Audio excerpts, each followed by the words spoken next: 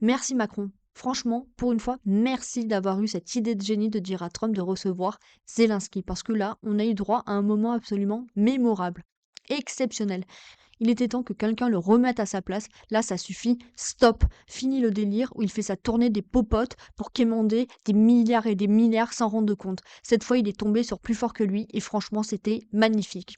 I'm talking about the kind of diplomacy that's going to end the destruction of your country. Yes, but if you are Mr. not President, strong... Mr. President, with respect, I think it's disrespectful for you to come to the Oval Office and try to litigate this in front of the American media. Right now, you guys are going around and forcing conscripts to the front lines because you have manpower problems. You should be thanking the President for trying to bring an end to this conflict. Have you ever been to Ukraine that you say what problems we have? I have been to. Come once. I've actually watched and seen the stories, and I know what happens is you bring them on a propaganda tour, Mr. President.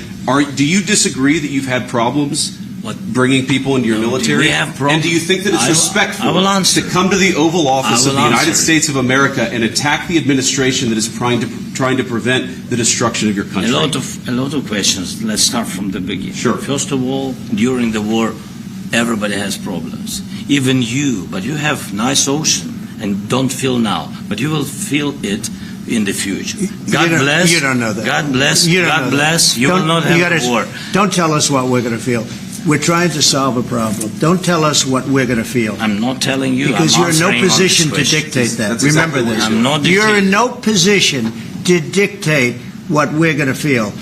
We're going to feel very good. You will feel influence. We're going to feel very good and very strong. You will feel influence. You're right now not in a very good position. You've allowed yourself to be in a very bad position, and he happens to be right about it. From the very beginning of the war. You're not in a good position. You don't have the cards right now. With us, you start having cards. Playing cards. Right now, you don't. Yeah, you're playing cards. Mr. President. You're playing cards. Serious. You're gambling with the lives of millions of people. You're gambling with World War III. You're gambling with World War III.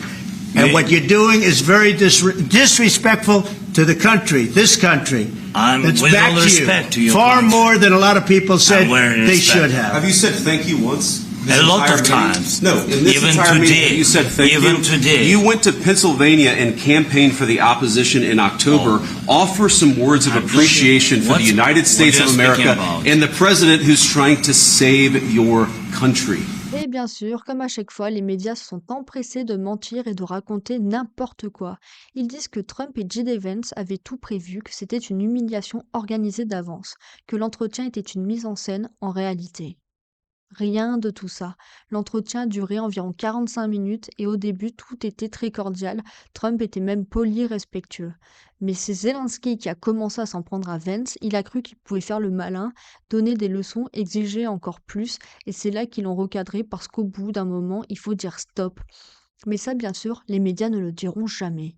Non, eux, ils préfèrent continuer leur propagande de régime fasciste, à raconter n'importe quoi, à victimiser le pauvre Zelensky, comme d'habitude à faire passer Trump pour un méchant qui aurait monté un piège, alors que la seule réalité, c'est que Zelensky s'est fait remettre à sa place comme il le méritait, point final. Et puis rappelons un truc, avant la guerre, l'Ukraine c'était le pays européen le plus corrompu. Mais comme par magie, depuis la guerre, c'est devenu le pays le plus innocent du monde. Tout est parfait, tout est blanc, on ne peut rien dire sinon on est pro-Poutine. Sauf que la réalité, elle est bien différente. L'armement envoyé là-bas, il est revendu sur le marché noir. L'Europe a perdu des milliards, elle sait même pas où ils sont passés, et même Zelensky lui-même a dit que 60 milliards ont disparu des fonds américains. Mais attention, ça ne s'arrête pas là. Maintenant, Zelensky veut que l'Europe lui file 250 milliards. Rien que ça, 250 milliards. Et pourquoi? Parce qu'il en a envie. Ce mec prend littéralement les contribuables du monde entier pour ses putes. Il vient, il réclame, il exige, et pendant ce temps, les Européens, eux, galèrent à boucler leur fin de mois pendant que leur argent part dans le vide. C'est beau, non? Parce que bon, il faut le dire, Zelensky c'est un coffre, c'est un vendeur de rêves. Il fait pleurer tout le monde en disant que l'Ukraine souffre, pendant que lui, sa famille se remplissent les poches, sa femme fait du shopping de luxe à Paris. Pendant ce temps, la jeunesse ukrainienne est envoyée à la mort dans une guerre qui n'a aucun sens. Et là, on en vient au fameux va-t-en-guerre. Tous ces pauvres types et ces pauvres meufs sur les plateaux télé bien assis le cul au chaud à appeler à envoyer toujours plus d'hommes se faire massacrer. Mais eux, ils y vont? Non. Ils envoient leurs sales gosses? Non. Ils veulent la guerre, mais pour les autres. Parce que pendant ce temps en Ukraine, il y a des villages entiers où il n'y a plus un seul homme. Les recruteurs de l'armée kidnappent des gens dans la rue pour les envoyer à la boucherie. Et c'est ça que vendent nos chers va-t-en-guerre.